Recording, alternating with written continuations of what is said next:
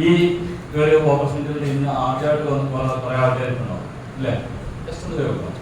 First ഇന്ന് ആദ്യമായിട്ട് okay.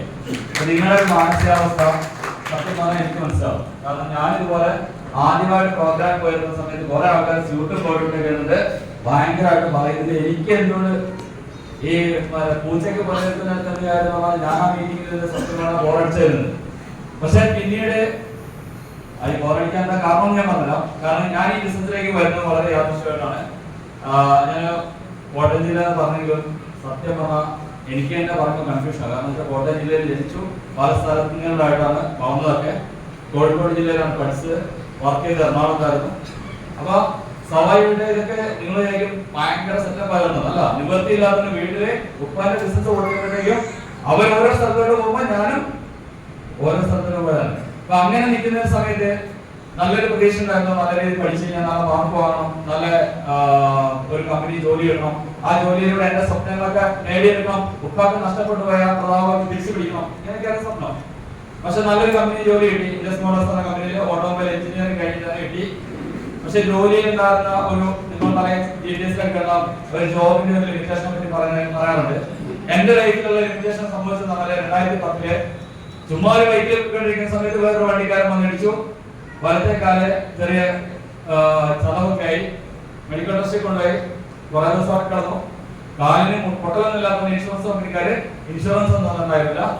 അങ്ങനെ ശരിയാവുമെന്ന് പറഞ്ഞ് നിൽക്കുന്ന സമയത്ത് പിന്നെ കാലിന് നീര് വെച്ച് തുടങ്ങി. കാലിന് നീർക്കെട്ടായി. വലത്തെ കാലം നേരത്തെ ടച്ച് ചെയ്യാൻ പറ്റാത്ത അവസ്ഥയായിരുന്നു. ഇപ്പൊ കമ്പനി വന്നു, ഇനി നിങ്ങൾ ബാക്ക് ഓഫീസ് സ്റ്റാഫായിട്ട് നിന്നാൽ മതി, ശമ്പളം പറയും. പക്ഷെ അന്ന് വരെ എന്റെ പ്രശ്നം എന്നാല് ശമ്പളം കിട്ടുന്ന വെച്ചാൽ ശമ്പളം കിട്ടുന്നുണ്ട്. എനിക്ക് ശമ്പളം വാങ്ങുന്ന ആൾക്കാരെ പറ്റി അറിയാൻ പറ്റും. മാസാവസാനം ആകുമ്പോഴത്തേക്ക് അത് സ്ഥിരമായി പോകാറുണ്ട് ഇല്ലേ? പക്ഷെ എന്നാലും അവിടെ എങ്ങനെയെങ്കിലും പിടിച്ചിരിക്കാൻ നോക്കാൻ കാലിന്റെ കാര്യം പിന്നെ സഹിക്കുന്നില്ല. അങ്ങനെ ഞാൻ ആ കമ്പനിയിൽ റിസൈൻ ചെയ്യുകയും പിന്നെ ഉപ്പാക്ക് ഹോട്ടൽ ഉണ്ടായിരുന്നു, അത് പാലക്കാട് ജില്ലയിലാണ്. അവിടെ ഹോട്ടലില് കണക്ക് എഴുതാൻ വേണ്ടി അവിടെ പോയത്. പക്ഷെ അവിടെ പണിക്കാരില്ലാത്ത സമയത്ത് ഓരോ ജോലി ഏറ്റെടുത്ത കാലിന്റെ പ്രശ്നം പിന്നെയും കൂടി. അങ്ങനെ വീട്ടുകാരുടെ ചെലവില്, അതായത് പ്രായമായിട്ടുള്ള ഉപ്പാന്റെ ചെലവില് ഞാനും എന്റെ ഭാര്യയും എന്റെ മക്കളും ജീവിക്കേണ്ട ഗതിയാണ്. ആലോചിച്ചോക്കെ. ഹലോ, നമ്മൾ എന്റെ ആരോഗ്യമുള്ള ആളാണെന്ന് പറഞ്ഞ് ജീവിക്കുകയും പെട്ടെന്നൊരു സുപ്രഭാതത്തില് മറ്റൊരാളുടെ കീഴില് അവര് തന്നെ ചെലവും വെച്ച് ഞാനും മക്കളും ജീവിക്കേണ്ട ഗതിയാണ്. വല്ലാത്തൊരു ഫീലിംഗ് ആയിരുന്നു. അങ്ങനെ ഉമ്മാനോട് കുറച്ച് പൈസയും കടപ്പാച്ച് എനിക്ക് ഏറ്റവും കംഫർട്ടബിൾ ആയിട്ടുള്ള സ്ഥലം എറണാകുളമായിരുന്നു. ഞാൻ അവിടെ പോയി പല പരിപാടി ഉത്പാദനച്ചൊക്കെ ചെയ്തു, ചെരുപ്പിന്റെ ബിസിനസ് ചെയ്തു. അങ്ങനെ എനിക്ക് അതെല്ലാം പൊട്ടി. കാരണം ഒന്നാമത്തെ നമുക്ക് എല്ലാവർക്കും നടക്കാൻ പറ്റില്ല, എല്ലാവർക്കും വെയിറ്റ് എടുക്കാൻ പറ്റില്ല. അങ്ങനെ ആ ഒരു ബിസിനസ് പൊട്ടിയപ്പോ ഞാൻ എന്ത് ചെയ്യും എന്ന് പറഞ്ഞാൽ ഞാൻ എനിക്ക് സമയത്ത് ഒരു മീൻ കച്ചവടം കാണിച്ചത് ഒരു ചേച്ചിനോട് പറഞ്ഞു മീൻ കച്ചവടം ചെയ്യാൻ പോകും. അതുവരെ പഠിച്ചതും ചെയ്ത ജോലിയൊക്കെ ഞാൻ ഇങ്ങനെ മനസ്സിൽ വെച്ച് എന്തായാലും അവസാനം കുടുംബം പോറ്റാൻ ഇത് ചെയ്യാൻ ഞാൻ റെഡിയാണെന്ന് പറഞ്ഞിട്ട് തുടങ്ങി മീൻ കച്ചവടം. പക്ഷെ മീൻ കച്ചവടം തുടങ്ങിയ സമയത്ത് ഫുട്പാത്തിലാണ് ചെറിയൊരു വെട്ടിയൊക്കെ വെച്ച് നിങ്ങൾ എറണാകുളത്തേക്ക് പോയിട്ടുള്ള ആൾക്കാർക്കറിയാം, തിരുവാങ്കുളം എന്ന സ്ഥലമുണ്ട്. അവിടുന്ന് മൂവാറ്റുപുഴയ്ക്ക് പോകുന്ന സ്ഥലത്ത് മാമലാർ എന്ന ജംഗ്ഷനുണ്ട്. ഇപ്പൊ ഞാൻ ഈ പറഞ്ഞ കാര്യം കഴിഞ്ഞ ഒരുപാട് വർഷം മുന്നേ നടന്ന കാര്യമല്ല. 2007 വരെ ഞാൻ അവിടെ കച്ചവടം ചെയ്തിട്ടുണ്ട്, ഏകദേശം 5-6 വർഷം. അവിടെ നിൽക്കുന്ന സമയത്ത് ഒരു ചെറിയ പെട്ടിയിൽ കുറച്ച് മീൻ കച്ചവടം ചെയ്ത് അന്നന്ന് കുടുംബം ഒരുക്കൊണ്ടിരിക്കുന്ന എന്റെ മുന്നില് ഹലോ അതിന്റെ സിറ്റുവേഷൻ പറഞ്ഞാൽ കുടുംബക്കാർക്കാർക്കും ഞാൻ അവരുടെ ബന്ധമാണെന്ന് പറയാൻ മടിക്കുന്ന ഒരു കാലം. അതായത് നിങ്ങളോ എന്റെ അവസ്ഥ പറഞ്ഞത് നിങ്ങളെ പറ്റി എന്നെ പറ്റി ചിന്തിക്കുമ്പോൾ വലിയതാണ് തോന്നുക. ഓരോ ഇന്ന് നിൽക്കുന്ന അവസ്ഥയിൽ നിങ്ങളുടെ കയ്യിൽ പൈസയും നിങ്ങൾക്ക് അതിനുള്ള ആരോഗ്യമൊക്കെ നിങ്ങൾക്ക് കുടുംബക്കാരുണ്ട്, നാട്ടുകാരുണ്ട്, ബന്ധുക്കളുണ്ട്. പക്ഷെ നമുക്കത് ഇല്ലാണ്ടാവുന്ന സമയം ഒന്ന് ആലോചിച്ച് നോക്കാം.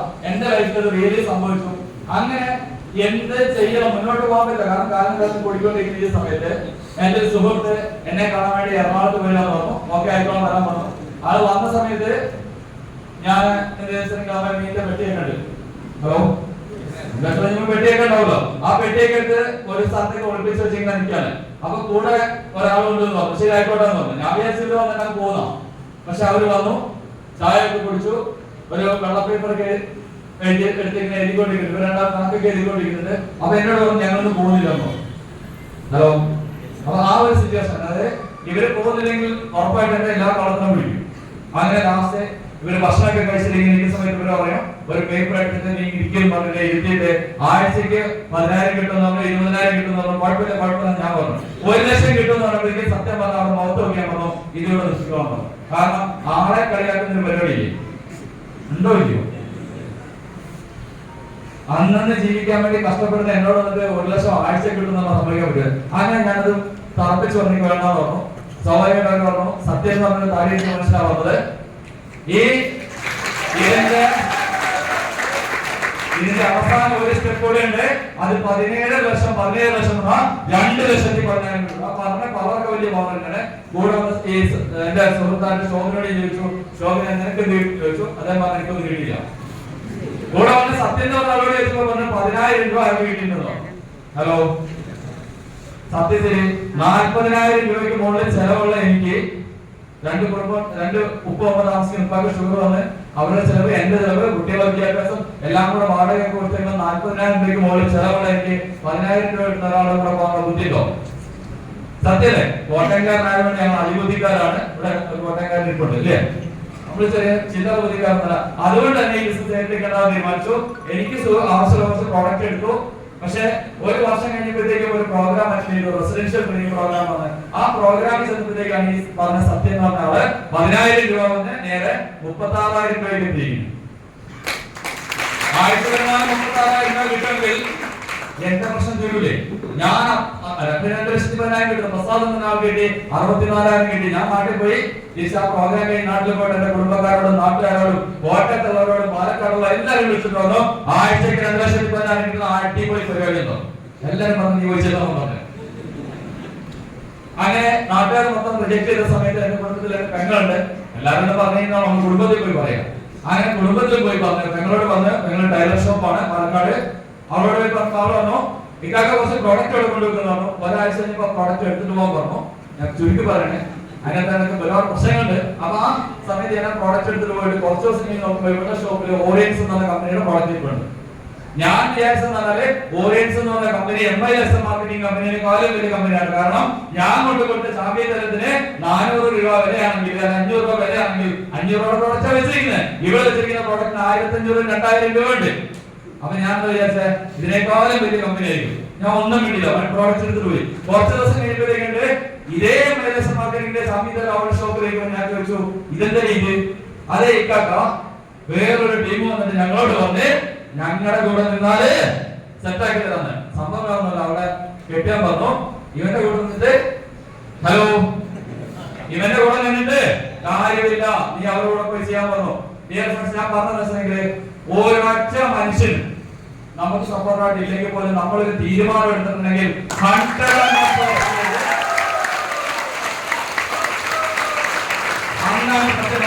എനിക്ക് എന്റെ പ്രശ്നമാണ്. നാട്ടുകാരെ മൊത്തം ചീത്ത പറഞ്ഞ ഹലോ ഓരോരുത്തരെ പ്രൊജക്ട് ചെയ്യുമ്പോൾ ഞാൻ അവരെ ചീത്തനോട്ടാ പോവാ. പക്ഷെ എന്റെ കുടുംബത്തിൽ എന്റെ സ്വന്തം പെങ്ങൾ വേറെ ടീമിൽ പോയി അടിയടിച്ചു പറഞ്ഞപ്പോഴത്തേക്കും എനിക്ക് മനസ്സിലായത് നാട്ടുകാരുടെ കുഴപ്പമല്ല, എന്റെ കുഴപ്പം. ഹലോ, അന്ന് വരെ ഞാൻ അവരോട് പറയുമ്പോഴത്തേക്കും ഒന്നുമില്ലു നടുവിലേക്ക് വളമുണ്ടായിരുന്നു. ഒരു പേടിയാ ആൾക്കാരെ പറയാനായിട്ട്. പക്ഷെ അന്ന് ഞാൻ തീരുമാനിച്ചു ഇനി മുതൽ ഒരാളോട് മുന്നിൽ പോയി കെഞ്ചുന്ന പരിപാടി ഇല്ലാന്നോ. പിന്നെ ശക്തമായിട്ട് ബിസിനസ് ഡെവലപ്പ് ചെയ്തു. ആ ബിസിനസ് ഇന്ന് എത്തിയിരിക്കുന്നത് ഹലോ അവരുടെ ഐഡിയുടെ താഴെ ഈ പറഞ്ഞ കമ്പനിയുടെ ഐഡിയുടെ താഴെ പല ആൾക്കാരും പ്രൊഡക്റ്റ് കൊണ്ട് കൊടുക്കുന്നു. അവര് ബിസിനസ് പറയുമ്പോൾ റിജക്ട് ചെയ്യുന്നു. റിജക്ട് ചെയ്ത അപ്പുറം എന്നോട് ഒരു ഉപദേശമുണ്ട്, നീ കച്ചവടം ചെയ്താൽ മതി, അതാ നിനക്ക് നല്ലതെന്ന് പറയും. പക്ഷെ ഒരു ട്രെയിനിങ്ങില് അതിന്റെ പേര് എനിക്കറിയത്തില്ല, മനോജ് എന്നാണ് പേര്, അതിന്റെ ഓർമ്മയുണ്ടാവുമല്ലോ. അത് പറഞ്ഞു നിങ്ങൾ ഈ പ്രോഡക്റ്റ് ബിസിനസ് മൈൻഡ് ഒരാളുടെ കയ്യിൽ എത്തിച്ചു കഴിഞ്ഞാൽ ഇത് നിങ്ങളുടെ തലവരമാക്കുന്നു. ഹലോ, ബിസിനസ് മൈൻഡ് ഉള്ള ഒരാളുടെ കയ്യിൽ ഈ പ്രോഡക്റ്റ് എത്തിച്ചു കഴിഞ്ഞാൽ ഈ പ്രോഡക്റ്റിന്റെ ക്വാളിറ്റി, ഈ പ്രോഡക്റ്റിന്റെ പ്രോഫിറ്റ്, ഇത് വിൽക്കാനുള്ള ഏറ്റവും വലിയ സാധ്യതകളെല്ലാം മനസ്സിലാക്കി കഴിഞ്ഞാൽ ആളത് ഏറ്റെടുക്കുന്നു തോന്നും. അങ്ങനെ ഓരോ ആൾക്കാരുടെ പ്രോഡക്റ്റ് കൊടുക്കാൻ പോകുമ്പോഴും ഞാൻ പറയും കുറച്ചവനെ ഇതിലൊന്ന് കാഴ്ചപ്പാക്കി തന്നെ. എറണാകുളത്ത് ജീവിക്കുന്ന എന്നോട് എന്റെ അളിയൻ കണ്ടൂരാണ്. അളിയനോട് ഞാൻ ബിസിനസ് ഒക്കെ പറഞ്ഞ ഉപദ്രവിക്കരുതെന്ന് പറഞ്ഞ ആ അളിയൻ എന്റെ അദ്ദേഹത്തിന്റെ സുഹൃത്തിനോട് പറഞ്ഞ പ്രോഡക്റ്റ് അടിപൊളിയെന്നോ എന്നോട് പറഞ്ഞ പറ്റ മോശം എന്നോട് വന്ന്. പക്ഷെ അദ്ദേഹത്തിന്റെ സുഹൃത്ത് എന്നെ വിളിച്ചിട്ട് ഈ പ്രോഡക്റ്റ് റിപ്പയർ ചെയ്തുകൊണ്ടിരിക്കണം വേറൊരു സോപ്പിന് മാത്രം. ഞാൻ ആദ്യം ചോദിച്ചു എറണാകുളത്ത് ഒരു സോപ്പ് കൊടുക്കാൻ വേണ്ടി കണ്ണൂര് മട്ടന്നൂർ വരെ പോവാണെങ്കിൽ ബുദ്ധിമുട്ടല്ലേ? പക്ഷെ അന്നത്തെ അവസാനം ഈ ട്രെയിനിങ്ങിലെ കാര്യം ഞാൻ ഓർത്തു, ഇതിലെങ്ങനെ കഴിച്ചോണ്ട് കഴിച്ചതായെങ്കിലും പ്രാർത്ഥിച്ചോണ്ട് പോയി. അന്ന് അദ്ദേഹത്തിന് ഒരു സോപ്പും പേസ്റ്റും കൊടുത്തു, പ്രോഡക്റ്റ് അടിപൊളിയെന്ന് പറഞ്ഞു. പക്ഷെ ബിസിനസ് വന്നതിന് ശേഷം ഫോൺ എടുത്തില്ല. സാർ പറഞ്ഞു നിരന്തരമായിട്ട് ശല്യമുണ്ട്. ഞാൻ പിന്നെ നിരന്തരമായിട്ട് വിളിക്കാൻ തുടങ്ങി. അദ്ദേഹത്തിന് ഒരു പ്രോഗ്രാം അറ്റൻഡ് ചെയ്ത ഒറ്റ കാരണം കൊണ്ട് ഡിയർ ഫ്രണ്ട്സ് ഹലോ ഏകദേശം 40 കോടിക്ക് മുകളിൽ.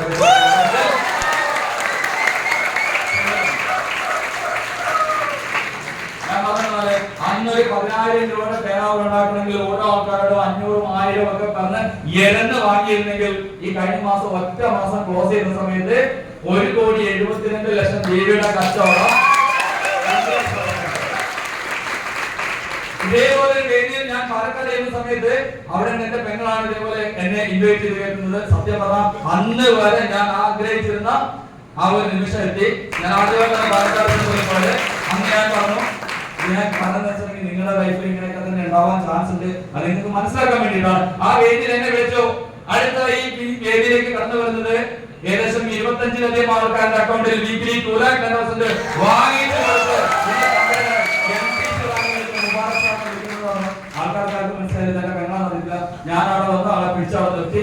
ആൾ എന്റെ കാര്യം തീരുവോളം കാര്യം ഞാൻ പറഞ്ഞു. കാരണം ഈ വ്യക്തിയുടെ അടുത്ത് ഹലോ ഇങ്ങനെ പറഞ്ഞിട്ടാണ്. അത് കഴിഞ്ഞെല്ലാം പ്രോഗ്രാം കഴിയുമ്പോഴത്തേക്കും അവരുടെ കൂടെ ആൾക്കാർ എന്നെ വിളിച്ചു, നിനക്ക് അവരുടെ കൂടെ പോയി ചെയ്താൽ പോരായിരുന്നു. ഇനി എന്റെ കുടുംബക്കാര് പലരും, എന്റെ ഫാമിലിയിൽ എനിക്ക് പരിചയത്തിൽ പല ആൾക്കാരോട് ബിസിനസ് പറഞ്ഞപ്പോ ആ നാട്ടിൽ നിന്ന് ആട്ടി ഓടിച്ചിട്ടുണ്ട്. 2,10,000 കണക്ക് പലരും മേടിച്ചു പോകാൻ പറഞ്ഞിട്ടുണ്ട്. പക്ഷേ ഡിയർ ഫ്രണ്ട്സ്, അവർക്കൊക്കെ എന്റെ അടുത്ത് വന്നിട്ട് ഐഡിയ അടിക്കാൻ ചിലപ്പോൾ ബുദ്ധിമുട്ടുണ്ടാവും. പക്ഷെ എന്റെ ടീമിൽ വന്ന എന്റെ കൂടെ വന്ന ആൾക്കാർ പല ആൾക്കാരുടെ താഴെ പോയിട്ട് ഐഡിയ അടിച്ച് കഴിഞ്ഞ ദിവസം വയനാട്ടിലെ കാര്യം വെച്ച് ചോദിച്ചാൽ എടാ ഈ ബിസിനസ് ഞാനിവിടെ ചെയ്യാൻ തീരുമാനിച്ചിരുന്നു പറഞ്ഞ് കറങ്ങി കഴിഞ്ഞപ്പോഴത്തേക്ക് എന്നോടുള്ള ഡിസ്ട്രിബ്യൂട്ടറാണ്. ഞാൻ ഒന്ന് ചെയ്തോളാം. എന്റെ കൂടെ ഫുട്പാത്ത് കച്ചവടം ചെയ്തോളാം. അപ്പം നമ്മളെ പല ആൾക്കാരും കളിയാക്കാനുണ്ടാവും, പരിഹസിക്കാനുണ്ടാവും. പക്ഷെ ഒരു കാര്യം ഉറപ്പാണ്, ഇന്ന് ഈ വേദിയിൽ നിൽക്കുമ്പോഴത്തേക്കും എന്റെ മുന്നിൽ ആകെ ആദ്യത്തെ സംശയം എന്നാല് പലരും എന്നോട് പറഞ്ഞത് നിനക്ക് സംസാരിക്കാൻ അറിയത്തില്ലല്ലോ, നീ എങ്ങനെ ടീമിൽ ഡെവലപ്പ് ചെയ്യും? സത്യമാഷം പ്രസാദ് സാർ വീട്ടിൽ 2,10,000 വാങ്ങിച്ചപ്പോ അത് അവർക്ക് കിട്ടും, നിനക്ക് കിട്ടൂലെന്നോ? പക്ഷെ ഡിയർ ഫ്രണ്ട്സ്, നമ്മൾ ഈ ബിസിനസ് മുന്നോട്ട് കാലത്ത് വെക്കുമ്പോഴേക്കും നമുക്കൊന്നും അറിയുന്നതാവാം. പക്ഷെ ഇത് ചെയ്തുകൊണ്ട് പഠിക്കാൻ പറ്റുന്ന ഏറ്റവും നല്ലൊരു അവസരമാണിത്. മുന്നോട്ട് പോകണം, ഓരോ മുന്നോട്ട് പോകണം. പിന്നെ മാറ്റത്തിന് നമ്മൾ വിധേയനാകുക. ഞാൻ കച്ചവടക്കാരനാണെന്ന് പറഞ്ഞിട്ട് ആ ഒരു മൈൻഡ് സെറ്റോട് കൂടി എനിക്ക് മാറ്റം ഉണ്ടാവില്ല. നിങ്ങൾ ഏത് മേഖലയിൽ പ്രവർത്തിക്കുന്ന ആളാണെങ്കിലും ശരി, ഈ ബിസിനസ് വരുമ്പോഴത്തേക്കും ഞാൻ ആദ്യമൊക്കെ സംസാരിക്കുമ്പോൾ ഞാൻ ഇങ്ങനെ സംസാരിച്ച ആൾക്കാരെന്തും വിചാരിക്കും എന്നൊക്കെ വിചാരില്ല. ഞാൻ ആദ്യമായിട്ട് മിൻ ചെയ്തു പോയി. അതിന് വീട്ടുകാരെല്ലാം കൂടി എന്നെ പിടിച്ചു നിർത്തിയിട്ട് ഫോട്ടോ എടുത്ത് വെച്ചു. ആദ്യമായിട്ട് മിൻ ചെയ്ത ഫോട്ടോ കണ്ടിട്ടുണ്ട്. ഇന്ന് എനിക്ക് മോട്ടിവേഷനാണ്. ഞാൻ പറഞ്ഞ ഇന്ന് നിങ്ങളെ കളിയാക്കുന്ന സകല ആൾക്കാരും അവരായിരിക്കും നാളെ നിങ്ങളുടെ ഏറ്റവും വലിയ ഏറ്റവും വലിയ ഇനി നിങ്ങളെ കളിയാക്കുമ്പോൾ ഞാൻ മികച്ചവടക്കാരെന്ന് പറഞ്ഞാൽ നിങ്ങൾക്ക് ഒരു പോസിറ്റീവ് ഈ ഫോട്ടോനെ കൊണ്ട് ഇങ്ങനെയൊക്കെ ചെയ്യാൻ പറ്റുമെങ്കിൽ ഞങ്ങൾക്ക് എന്തുകൊണ്ട് ചെയ്തോളാം ചിന്തിക്കൂലേ? ചിന്തിക്കൂല.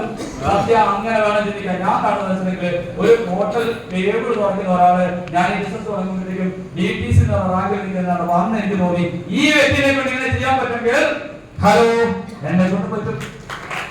നിങ്ങൾക്ക് ഇന്ന് ഇവിടെ വന്ന് സാധാരണക്കാരുള്ള ആൾക്കാർ അച്ചീവ്മെന്റ് ഉണ്ടാക്കുമ്പോ എന്തുകൊണ്ട് എനിക്ക് ആയിക്കൂടാന്നുള്ള ആ ഒരു ചിന്തയിലേക്ക് കടന്നു വരാനും ശക്തമായിട്ട് ബിസിനസ് ഡെവലപ്പ് കളിയാക്കിയ ആൾക്കാരുണ്ടാവും, പരിഹസിയ ആൾക്കാരുണ്ടാവും. ഇവരൊക്കെ നാളെ നിങ്ങൾക്ക് സെക്കൻഡ് ഐഡിയയും അത് മൂന്നാമത്തെ നാലാമത്തെ ഒക്കെ ഐഡിയ ഡെവലപ്പ് ചെയ്യുന്ന സമയത്ത് നിങ്ങളുടെ കൂടെ ശക്തമായിട്ട് ബിസിനസ് ഡെവലപ്പ് ചെയ്യുന്ന ആൾക്കാരായിട്ട് മാറും. എന്തായാലും എന്റെ ഒരു അവസ്ഥ ഞാൻ പറഞ്ഞുതരാം. എന്റെ സെക്കൻഡ് ഐഡിയ തീർച്ചയായും ടീച്ചറിലേക്ക് പോയിക്കൊണ്ടിരിക്കുന്നു. ആ ഐഡിയയിൽ ശക്തമായിട്ട്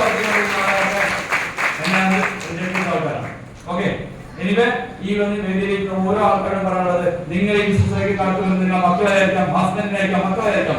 ഒരു കാര്യം ഉറപ്പാണ്, ഈ ബിസിനസ്സിലേക്ക് കടന്നു വരുന്ന വ്യക്തി അയാൾ ഏത് മേഖലയിലാണ് പ്രവർത്തിച്ചതെങ്കിലും ഏത് അവസ്ഥയിലാണെന്നാലും പരിവർത്തനപ്പെട്ട് നിങ്ങൾക്ക് കുടുംബത്തിന് അഭിമാനം ഉണ്ടാക്കുന്ന ഒരു വ്യക്തിയായിട്ട് മാറാൻ പറ്റുന്ന ഒരു പേഴ്സണാലിറ്റി ഡെവലപ്പ് ചെയ്യാൻ പറ്റുന്ന ഒരു മേഖലയാണ് നിങ്ങളുടെ തിരിച്ചറിവുകളോട് ശക്തമായി ഏറ്റെടുക്കുക.